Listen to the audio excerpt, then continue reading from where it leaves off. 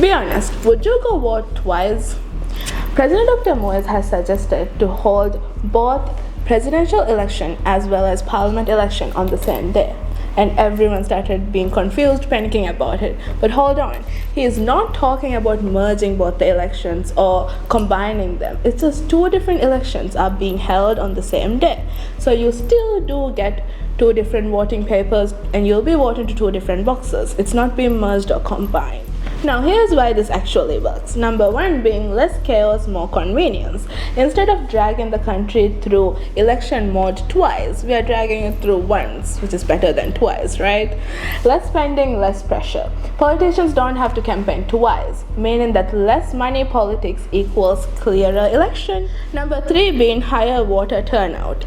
Let's be real, people are more likely to go vote once than go and vote twice, right? So, all of your rights and all of your voices will be heard. And this isn't only about money. People have been saying campaigning and politics and democracy is all about money.